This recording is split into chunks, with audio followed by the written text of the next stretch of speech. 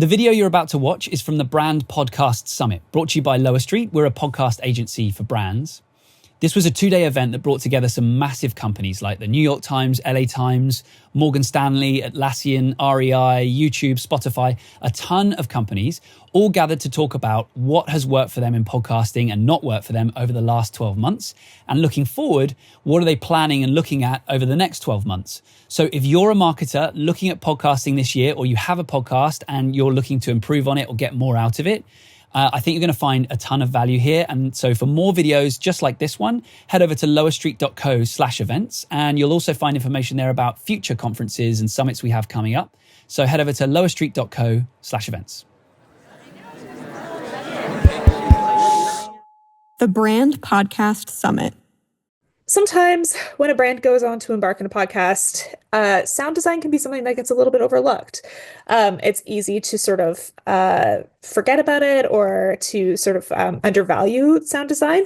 But the truth is that having good sound design can make or break your podcast success. And so we really wanted to bring together a panel of very successful and talented sound designers here today to share with you how sound design can transform a podcast and can really impact whether or not it's going to build audience, if it's going to keep audience, and honestly just the overall feel and tone of the show and the impression that listeners walk away with. So these are all really important things for brands to be thinking about when they embark on a podcast. And I am thrilled to be able to introduce you to our moderator for the panel today.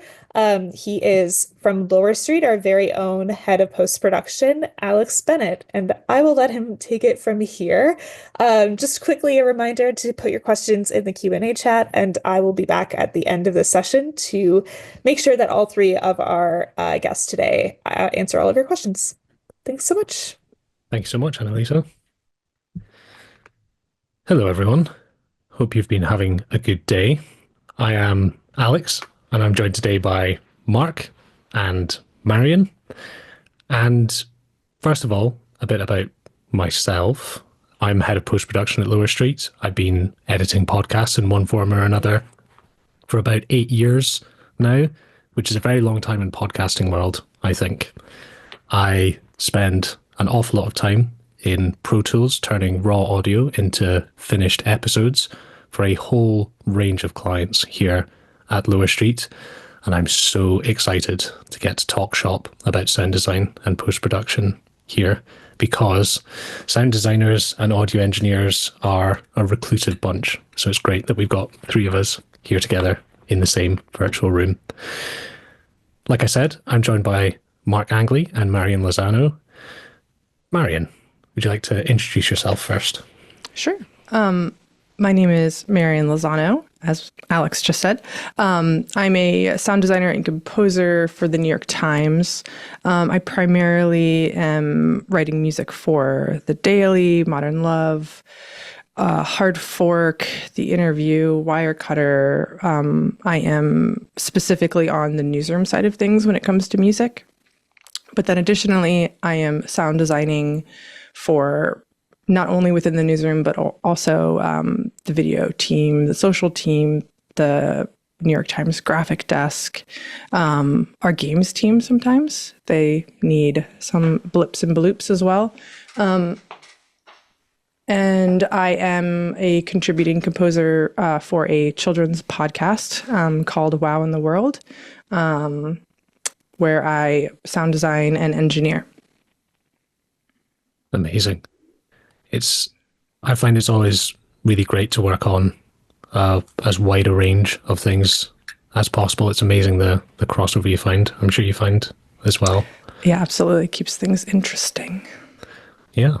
And Mark, how's it going? Introduce yourself. Hello. My name is Mark.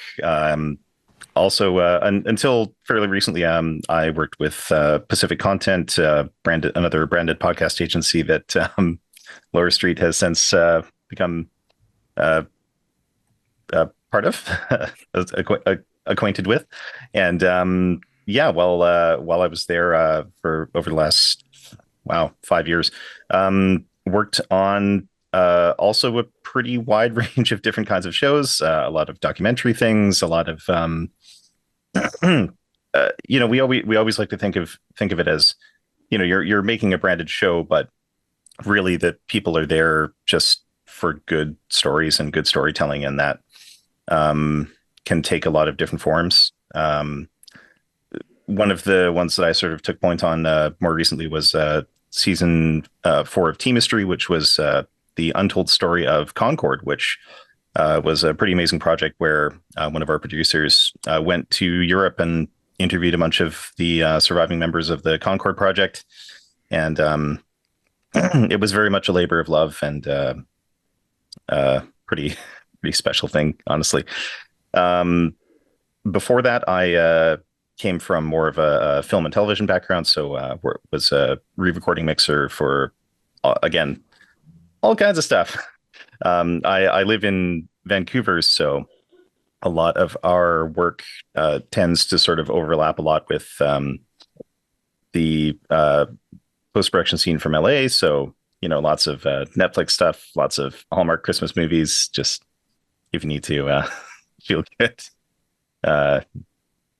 And since then, I've been doing some freelance work, and yeah. Amazing. Let's start with a very nebulous question. What does good audio mean to you guys when you're listening to a podcast and you think this sounds great? What is it that's hitting you? I think the first thing for me, sorry, Mark, if I'm jumping Go for it. in line here, is levels. Something as simple as it is even and not having something super soft that I have to crank the volume for, or another section that I have to lower the volume for. Just nice even compression, which then leads into everything else, right? Like if something is level, then I'm able to appropriately hear whatever sound design you have. I'm able to hear the music. So that's always the first thing that stands out for me when I'm listening to something else that I critique, is if something is even. Yeah, I would say my initial instinct was sort of clarity and intelligibility, which is basically the same thing as level. Like everyone, I tend to listen to a lot of podcasts in the car while I'm driving around, and it's very easy to tell in that context which podcasts have been sort of mixed with a bit of care and which may have not, which are more just sort of raw recordings, because you'll really fight to hear certain things when there's a little bit of background noise if things aren't level. So yeah, broadly just sort of intelligibility, I think, is number one. Amazing. Now, I promise we did not collude on this beforehand, but I have exactly the same answer. If I can always find myself able to concentrate on the most important thing happening at any given point in a podcast, that to me is what screams good audio. I think it's really important for all of you watching that it's not a case that you have to have amazing custom composition and really time-intensive sound design or the most expensive recording equipment in the world. When you get the basics right, I think it leaves such a great impression on your listeners, even if they can't or they aren't able to articulate exactly why it sounds great. That clarity, intelligibility, levels piece, I think, is so important. I'm going to add one extra point here, which is a study from the University of Southern California and the Australian National University about audio quality. And this is more on the recording side of things. And I will share a link to an article about it in the chat. Basically, the lower the quality of your recordings and the more difficult it is to hear what's being said, the less trustworthy you are, according to the listener. So it's not just an aesthetics thing or a nice to have. I think if you're making a show for your brand or for a brand and you're trying to build credibility, then solid quality recordings are a must-have. They are table stakes, I think. And that brings me on to another question, and that is, do we have different expectations of quality or what good is for brands versus independent podcasters? You can go I first, can, Mark. yeah, I can start out with that one, but it's going to be maybe a bit of a stereotypical answer, but for me, there isn't a huge distinction.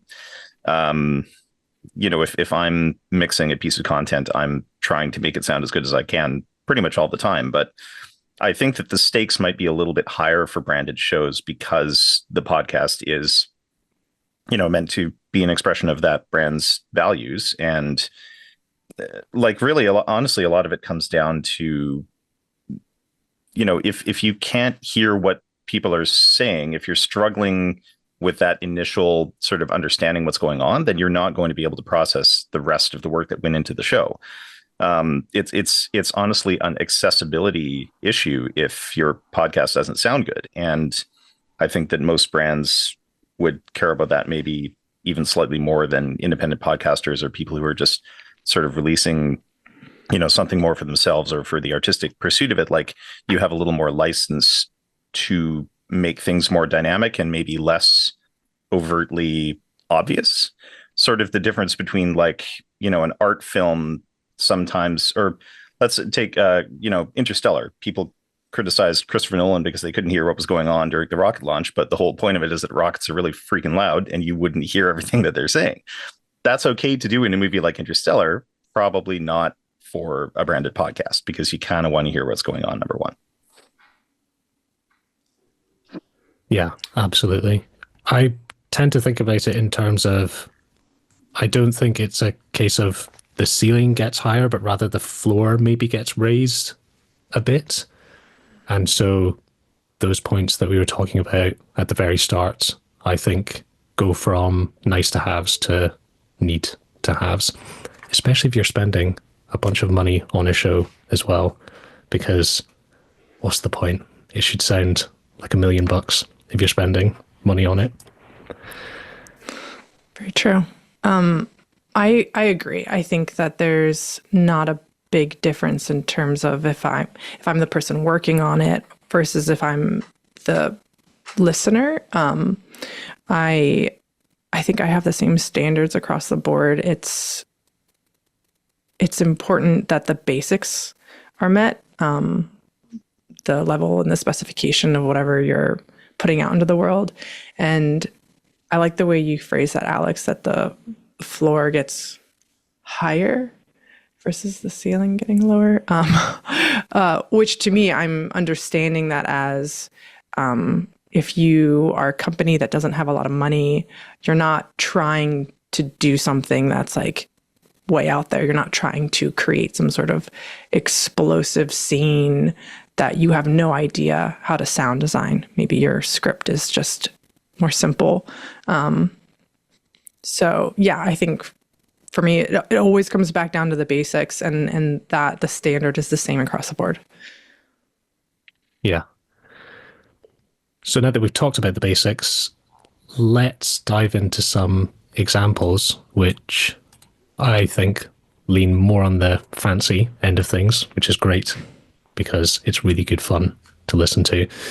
So we have, each of us, gathered together a few clips and we'll show you, or not show you, play for you, the before. So maybe not the raw audio, but the just plain processed audio. And then we'll play it again with all the sound design added. And the idea here is to illustrate what sound design is, to further clarify it, and also show what a huge difference it can make to raw recordings. First of all, I would like to play something that Marion has shared with us. And let me click some buttons.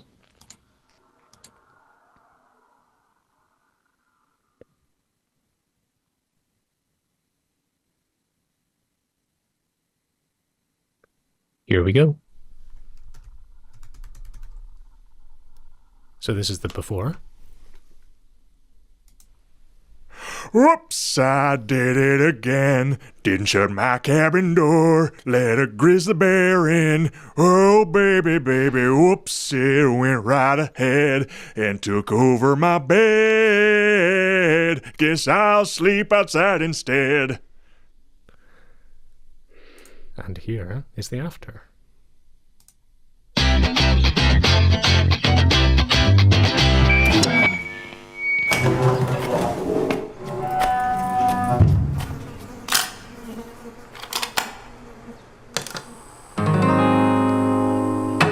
Whoops, I did it again. Didn't shut my cabin door. Let a grizzly bear in. Oh, baby, baby, whoops, it went right ahead and took over my bed. Guess I'll sleep outside instead.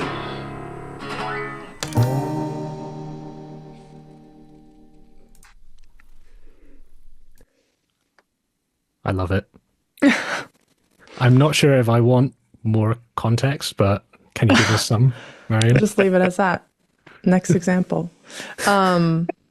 So I feel like I have to zoom way out for this to make a little more sense. Wow in the World does a lot of different segments each day of the week. They have like recurring shows that happen on a Monday versus something that happens on a Friday and on a Saturday. And over the summer, they have what's called a Wee Wow camp for kids. And it's just good fun. There's always like a lesson in each episode. So there's a through line through each episode during camp, whether it's like a music day or a bug week or something like that. But to keep it fun and moving, there are these recurring characters, like the one you just heard, who sort of has a little scene before a break or after a break before they kick it back over to camp. So it's almost as chaotic as if you were watching a kid's show on TV. There's like all of these random like things. So if you think about it like that, it makes a bit more sense. Yeah, so that's for context what's going on. And I thought it was a fun clip to share because by itself, if you listen to Fingerling is the name of the character. If you listen to Fingerling just singing, the quality is fine. He records within a studio. There's not a lot of like restoration work or wrangling I have to do with his levels or anything like that. So it could kind of just go out in the world, but you're not getting the scene. You're not understanding where he is. He's in a bathroom stall while he's at camp. And that kind of is what makes it even funnier because he's tucking himself away to sing about his woes. So hearing him play the guitar and he's not playing the guitar. He's hitting a cassette player that's playing the guitar and then he's singing on top of it. So you hear him walk into the bathroom. You hear him click on the tape deck, and then you hear the cassette fuzz. There's like this subtle fuzz underneath as he starts singing. And then to his VO track, I've treated with just some light reverb to make him sound like he's more in a tiled room than in a studio. Yeah. So that's hopefully that answers everything. Yeah, I think it's great. The Foley at the start and the reverb really puts the character in a location, which I think is always a way to just unfold an extra dimension for any recordings you have. And I'm curious, the music that he's singing over, where did that come from? Did you make that yourself? No, that's not something I made. I actually don't remember where it came from because that's from 2 years ago. I think it was something that some other sound designer before my time with Wow in the World had made. And there was a folder that I had access to that I pulled just like some guitar recording from. But it could have been APM music. I don't remember. It is something that I'm capable of doing, but work with what you got to make things go faster so I have more time to fine tune the rest of the scene. Yeah, and I think it's also really interesting that the tone, that like the smile it puts on your face, was there before the sound design was added. And so it has a heightening effect rather than creating something that isn't necessarily there, which I think is something it's those sound design and music and all this, in my opinion, they're like supporting elements. And so having great content to work with really helps. Yeah. And I forgot to mention that the music that's not what he's singing on top of, but the music that's on the front and the tail end are like transitional things that I thought was important to share, because it helps a listener, it helps guide a listener with this scene is now over. Because they have no eyes when it comes to podcasts. So sound is so important. And you have to use these little like cues. We're now no longer in the bathroom. So you hear this weird bass note boinging in the background. And then there's going to be another like door shut. We're out of the bathroom now. And you hear him come into the bathroom at the beginning. There's music because the previous scene ended. So it's very important to have the sound design of the scene, but also like the top and the tail when it comes to something as complex as a kids show, because you don't want to disorient your listener, especially when they're like 5 years old. Cool. I have so much more to say, but time is finite. So, Mark, let's do a before and after of a clip that you have shared with us. Here's the before. I went surfing with some friends, some newer friends, and I didn't explain to anybody that I couldn't see very well and they needed to watch out for me. And I jumped in the ocean and paddled right ahead of everybody. I didn't know there was a rip current. Even though there was a sign on the beach, I obviously didn't see it. They didn't see it. Everybody was paddling out. They didn't actually make it very far because the waves were too strong and they gave up. And I just kept paddling.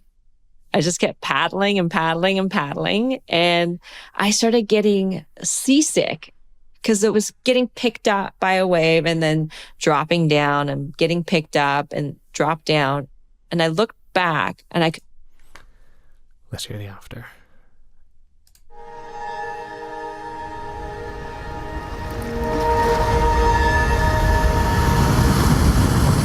I went surfing with some friends, some newer friends, and I didn't explain to anybody that I couldn't see very well and they needed to watch out for me. And I jumped in the ocean and paddled right ahead of everybody. I didn't know there was a rip current. Even though there was a sign on the beach, I obviously didn't see it. They didn't see it. Everybody was paddling out. They didn't actually make it very far because the waves were too strong and they gave up. And I just kept paddling. I just kept paddling and paddling and paddling. And I started getting seasick because it was getting picked up by a wave and then dropping down and getting picked up and dropped down. And I looked back and I could see land, but it was very, very far away.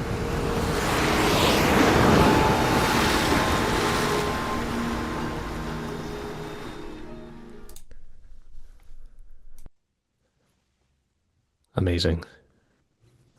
So, yes, context, please. So this was a really fun one. This was an episode of a show called Homemade for a client, Rocket Mortgage, which is a show about the meaning of home.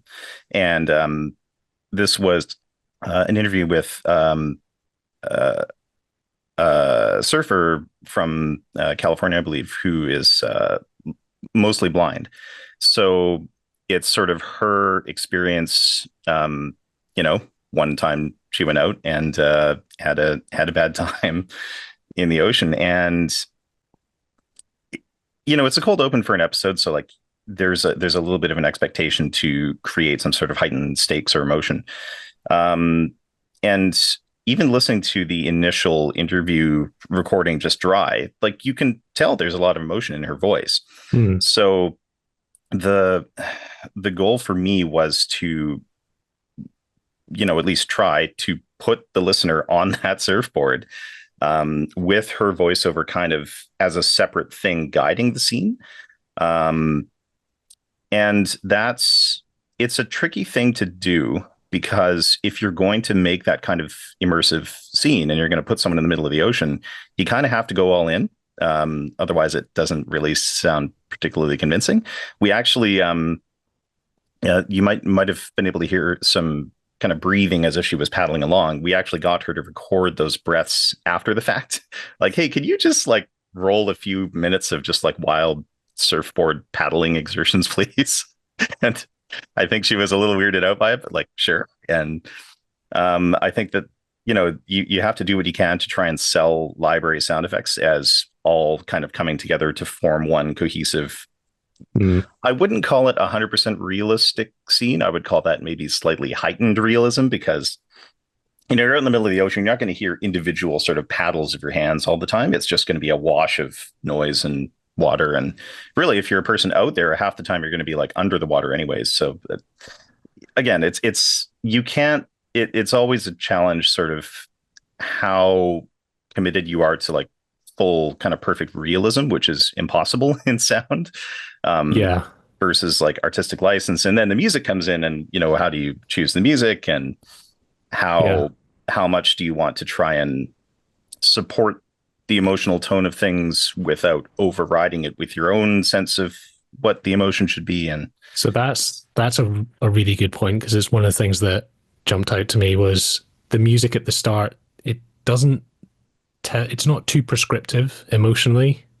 Like, it's uneasy.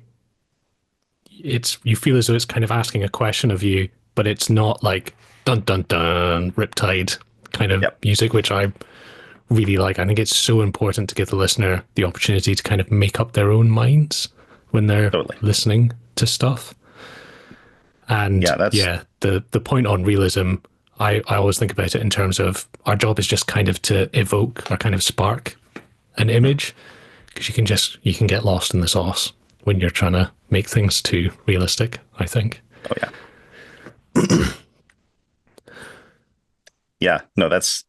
Sorry, go ahead. No, go ahead.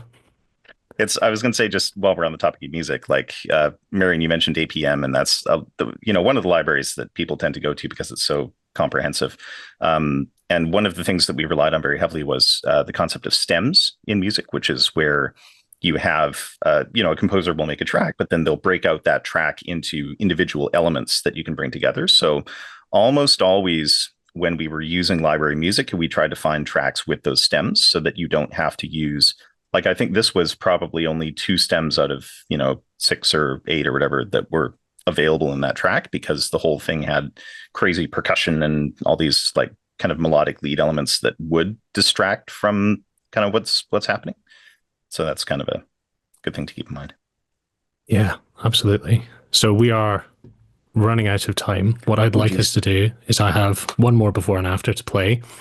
And then I would also like us to talk about some of the first steps someone might take to get into this kind of production. So very quickly, one final before and after.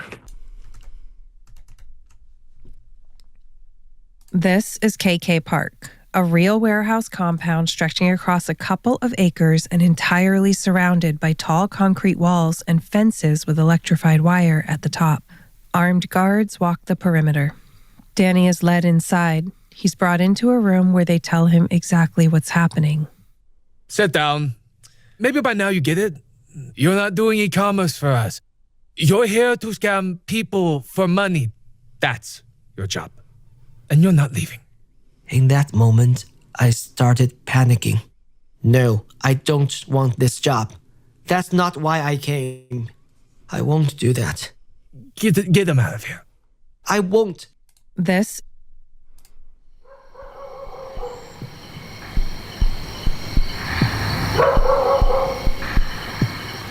is KK Park, A real warehouse compound stretching across a couple of acres and entirely surrounded by tall concrete walls and fences with electrified wire at the top. Armed guards walk the perimeter. Danny is led inside. He's brought into a room where they tell him exactly what's happening.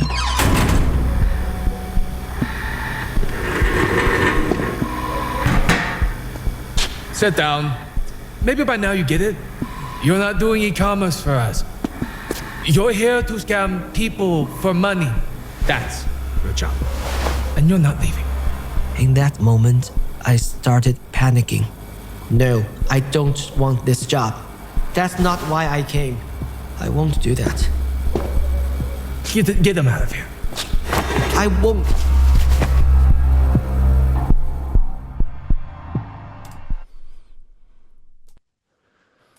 So that is from a financial true crime show that we produced, which has recently done an episode. It's called Nickel and Crime, which has recently done an episode on scam farms and about how people in Asia end up being taken to certain places where they're forced to conduct these text-based messaging scams.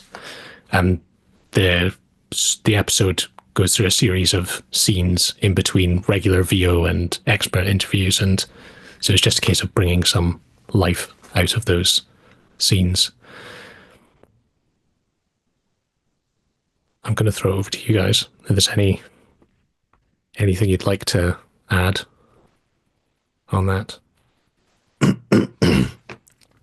The sound design in that example specifically is really helpful in understanding the context of who's talking. That it's like a different person, and the treatment that you did on each VO was helpful of understanding, oh, this is a different person. Oh, this is the same person, but a different perspective. So I thought that was a really cool example to choose. Yeah, I think there were quite a few challenges in that one in terms of placing people, making sure that things seemed as though they were either after the fact or during the scene itself.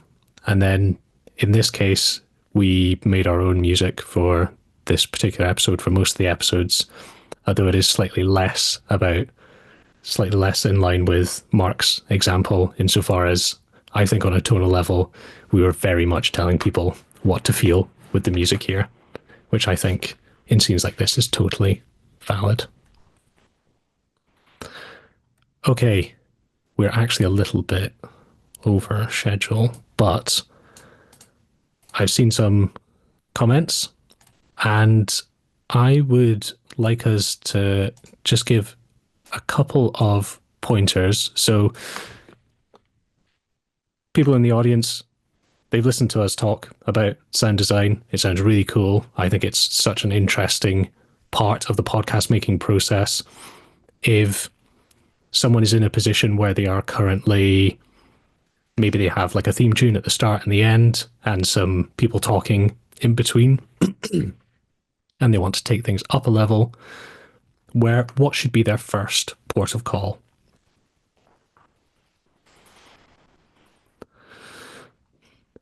I think that music is such an important part, and I think taking a look at music libraries and allowing yourself to spot moments of heightened emotion or feeling in the episode, and then sourcing music music to go along with that is a great place to start.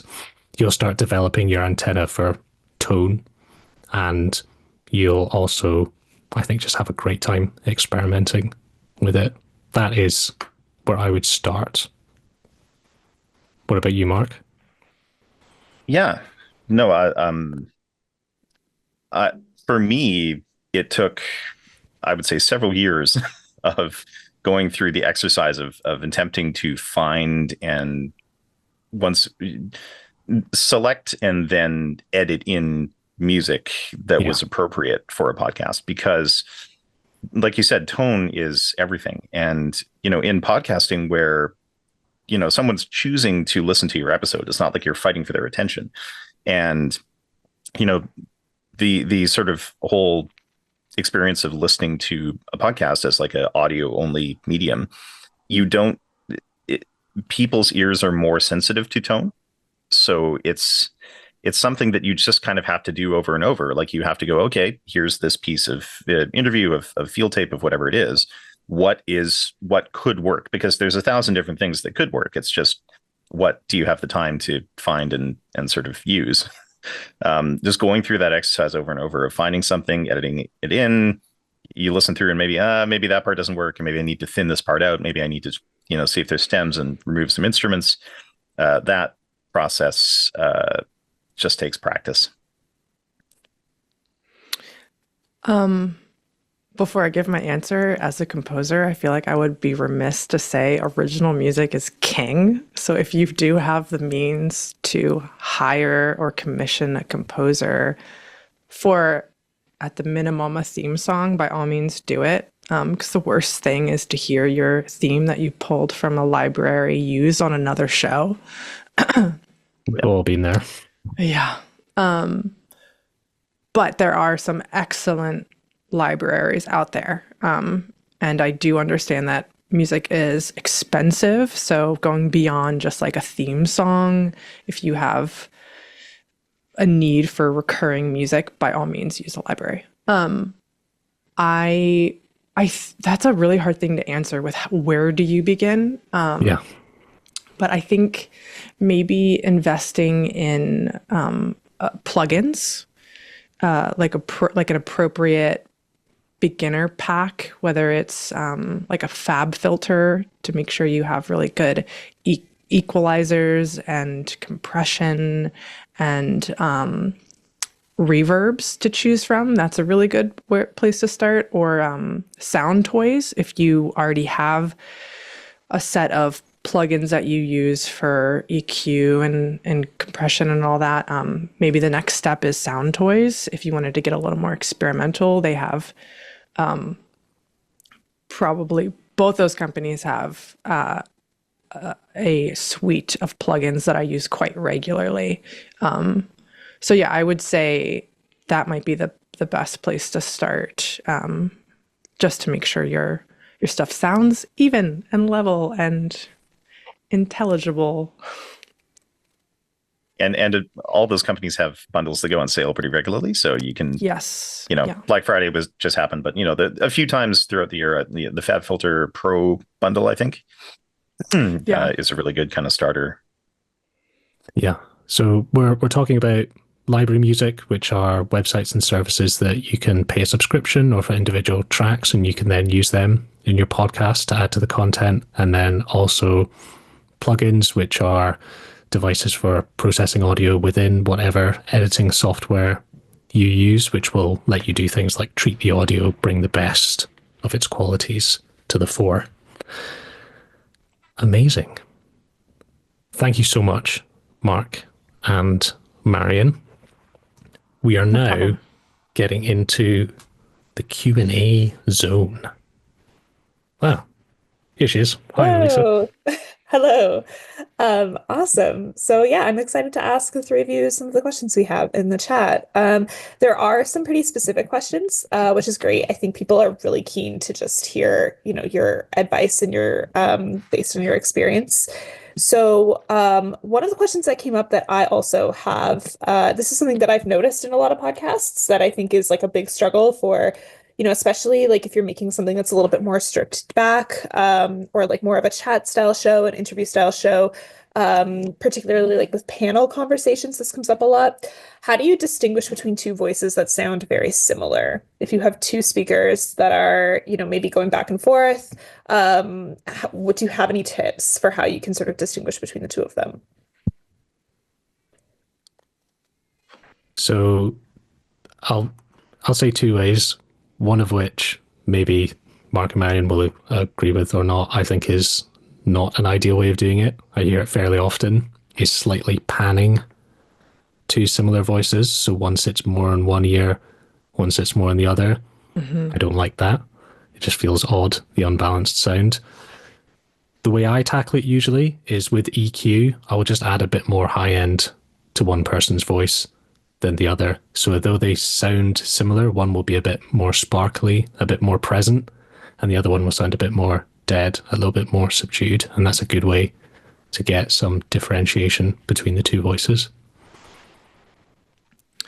Yeah, I agree. It's that's actually something that I have not come across.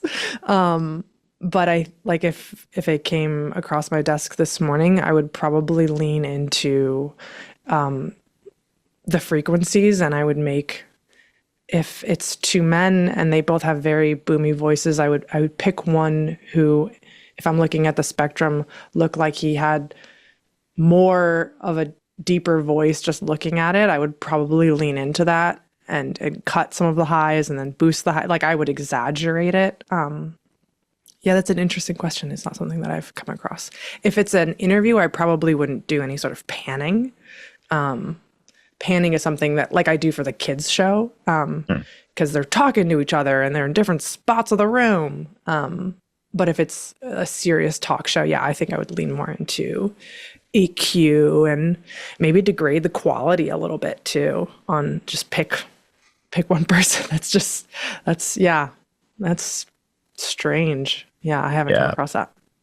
Overuse of panning is a thing in TV lately too. People, I think, they're getting bored and they want to like pan as people as they're walking across the screen and stuff. And it's distracting at best, and at worst, again, it's an accessibility issue, right? If people need to listen to mono, or things need to be mono compatible, if they only have one ear in, and all of a sudden someone pans over there and you can't hear them, it can be a problem for intelligibility. So certainly for longer interviews and stuff, yeah, panning maybe very, very subtly, but then you're getting into the realm of like treating the interview as if you're adding reverb and you're putting them in a space, which generally is kind of overkill, but it depends.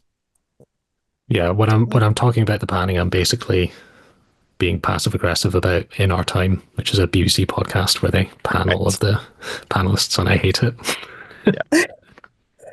Yeah. I love the specific shout out, Alex.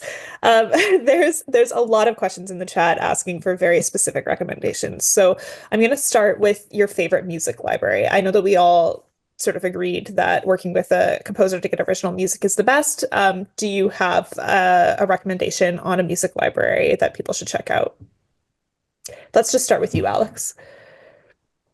Artlist is the one we use at the moment. It is unfathomably huge. There are so many tracks. It's very difficult sometimes to find the right piece of music. I like having that problem. There are other slightly more focused libraries where overall the quality level might be a bit higher, but I really like Artlist. I feel like I can get pretty much anything I want from there. Mark, what about you? Yeah, the one I've been going with lately is Soundstripe, which is one of those slightly more focused, but generally higher quality. It's a little more of what I guess curated sort of library. They're based in Nashville, I believe, and they also one of their stated sort of missions is to support working musicians and pay sustainable rates for these songs, which is not something that all of the kind of smaller music libraries do. A lot of them are just like huge content aggregators that just pull everything they can and get the rights for them, and probably don't compensate people very well for it. So that's what I've been going for lately. APM obviously is I think the largest, and can be kind of expensive for like an independent podcast. But if you really need 1940s period music for your like honky tonk player piano or like a jazz club or whatever, that they've got it. So those would be mine too. And Marianne, how about you? APM, yeah. I've used a variety of libraries for different jobs, and I think APM is probably the most intuitive. You have the ability to screen out things that don't have stems, things that have vocals or instrumentals very seamlessly, and it is very robust. I love to hate APM. But yeah, there are even some instances where at the times a producer will request a specific type of music, like a mariachi band. And I'm like, I don't have time to go record a mariachi band for you, and I'm not going to try to virtually replicate that, so just use APM. Yeah. That makes sense. Kind of building off of this, do any of you have any recommendations for sound effects? Are there sound effect libraries that you use? How much are you creating your own Foley or sound effects from scratch? Or are you relying more on libraries? It's very niche. If I'm making my own, sometimes I like to put a microphone in front of the bed with the duvet on it, and if you want to get a bunch of cloth movement and impacts, it's amazing for that. But I'd say for the most part, I use Soundly, which is a kind of app that lets you search their database of sound effects and free sounds, Creative Commons Zero sound effects as well, and pop them directly into your session. It doesn't have maybe like the highest level sound effects, highest quality level sound effects, but boy, does it have everything.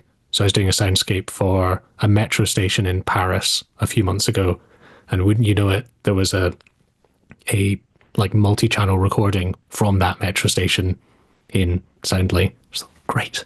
That's amazing. Mark and Marion, do you have any other opinions on this or things to add? Yeah, Soundly's great. It all depends. If sort of more intensive sound design is something that you plan on doing a lot of, I personally think that getting something like a general library from Pro Sound Effects or one of the larger sort of sound effects library companies is 100% worth it, because the sounds that they have, and they do cover a lot of stuff, but pretty much anything you click on will be level matched and well recorded and well labeled with metadata so you can actually find it. The amount of time that you save by paying the licensing fees or even a subscription fee, now most of these companies have subscription-based options, for a high-quality library will save you so much time, and your stuff will sound better. So that's my take. One of those in conjunction with something like Soundly is also a great option.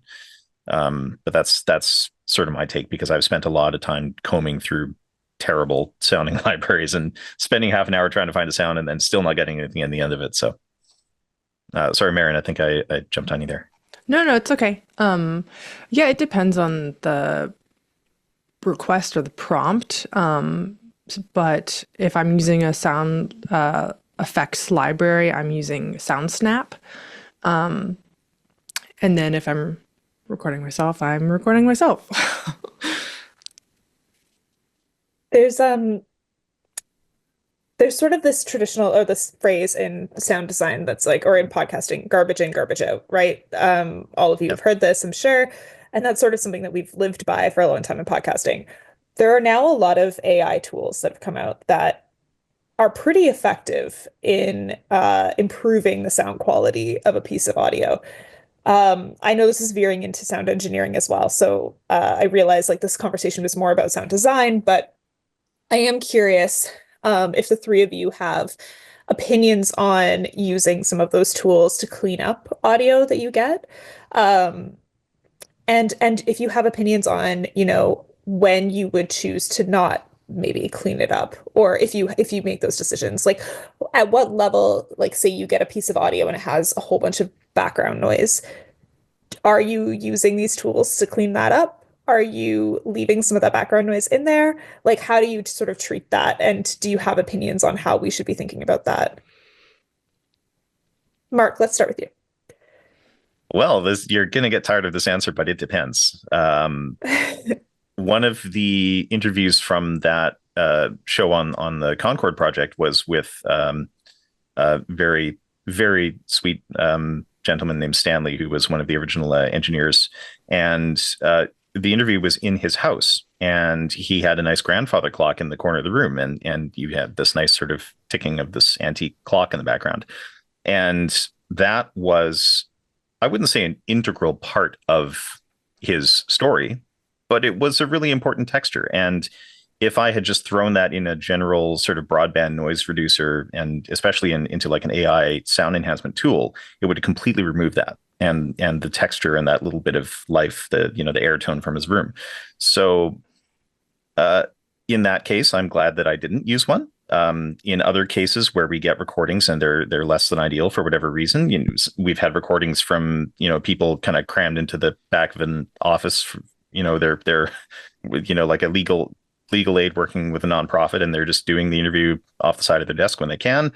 And there's like people slamming boxes down next to them. So you have to, at the end of the day, you have to do what you have to do to make the recording sort of intelligible and clear, but not completely erase every bit of character from it. So it's really context dependent. It depends on the kind of show. It depends on the kind of person and interview, and on a lot of things.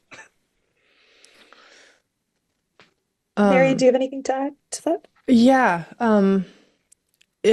In news specifically, there are like ethical concerns when it comes to enhancing things in any capacity or degrading things, because sometimes you have pickups that were recorded in a different space, and instead of enhancing the pickup, because it's not possible to create a frequency that wasn't there, you have to degrade the original to match the pickup. And ethically, sometimes the editor tells us not to do that. So sometimes it's really dependent on the content, not just because of what is occurring in the background, but looking at, am I tricking my listener in a way that is unfair to them and unethical? And then Animal is a series that I engineered in sound design that came out this past summer. And that was a show that it was like really important to both the writer and the editor that it remain pretty raw. So as an engineer and sound designer, that's terrifying to me, because my name is on it and I'm like, oh my God, everyone's going to listen to this and think, I don't know what the hell I'm doing. But there are ways to, like Mark said, even if you are trying to keep that rawness, make sure that it is intelligible. So instead of using an AI tool like Isotope or Hush, I am using an EQ, and I am like Soothe, and I'm boosting the intelligible frequencies rather than cutting certain things that the editor wanted me to maintain. So yeah, there's a lot of things to consider when it comes to that. But yeah.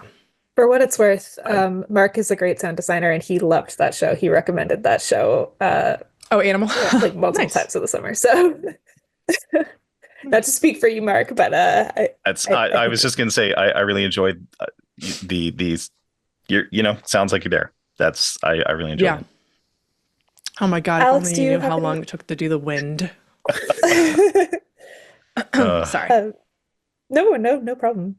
Do you have any last thoughts, Alex, on this? Yeah, I think the points that you made, Mark and Marion, are so important. And I also think sometimes it's a bit of a feature. Like, so many podcasts are recorded like over Zoom or whatever. If you've gone somewhere to interview someone and it's a bit noisy as a result, like, great, you're out and about, you're really doing it, like happening in the real world.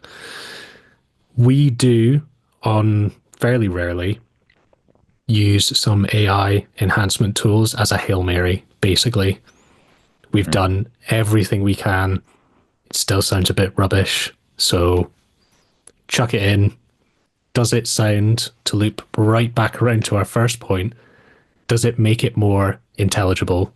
Is the listener better able to focus on what the guest is saying? And it's almost always the guest, as a result of putting it through an AI enhancement tool.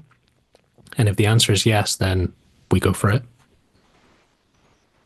Yeah, I think sometimes with the advancement of AI enhancement tools, it can make people a little bit lazy about the recording process, or think it's like not as important to make sure that the recording process like that it's happening. You're using good microphones and you're like in a quiet space and all of those things. And the truth is, like, yeah, it can be a Hail Mary, but it's not gonna replace what you could get with having really good equipment up front. So that was really helpful.